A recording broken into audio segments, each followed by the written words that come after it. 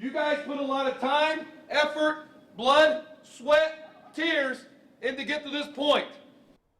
The Linton Miners made program history last week when they won their first semi-state title ever. Brian Oliver's crew has never won a state championship, but they would have an opportunity to change that today. Lucas Oil Stadium, Linton taking on Lafayette Central Catholic for the Class A state championship.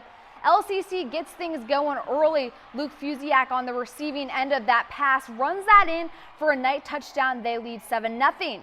Second quarter, LCC 3rd and 11. Big stop for the Miners. They'd get the ball back and piece together a 90-yard drive that finished with Tyler Muir finding Jacob Clothier for a touchdown. Miners get on the board 17-7. They trail. Opening play of the third quarter. Look at that. Pierce Jackson gets an interception. I got to tell you, huge momentum shift. Linton with a chance to score again and try to cut that deficit down from 17-7. Unfortunately, 4th and 1, they get stopped short. And LCC was in the driver's seat from there on as they score here. Heartbreaking for the Miners. The Knights go on to beat Linton 34-7. They finish their season as Class A state runner-ups, a lot to be proud of, also posting a 13-2 record. Sports Director Rick Semler has more on Linton's historic season. All right, thanks, Megan. Obviously, Linton came to Lucas Oil Stadium wanting to win their very first football state championship. At the same time, they also knew they were a major underdog and wanted to prove they belonged on this field today, which they certainly did. Brian Oliver's a fantastic coach.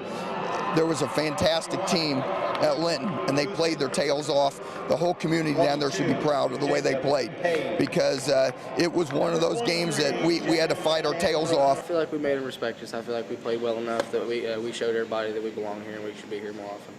I'm proud of our team. We stuck with it, and even though we didn't win in the end, we thought we could do it. It feels good to make history, you know, come to here, and, you know, the school's been working so hard for this. I mean, 75. It's been a long time coming, you know. I mean, it's sad they weren't on the other side of it, but, you know, it's great to be here. I think we're on the map now, and that's amazing. A lot of our younger kids can say, hey, you know what, this is what it's going to take to be able to get at that high level.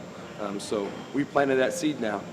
So now our kids are just got to be able to come out and keep building from this, and hopefully we'll be able to be up there every year. Obviously a disappointing end of the season for Linton, but they certainly have nothing to hang their heads about. They're the very first team to ever play after Thanksgiving in Linton football history as they finish as the 1A state runner-up. Reporting from Lucas Oil Stadium, I'm Rick Semler for Sports 10.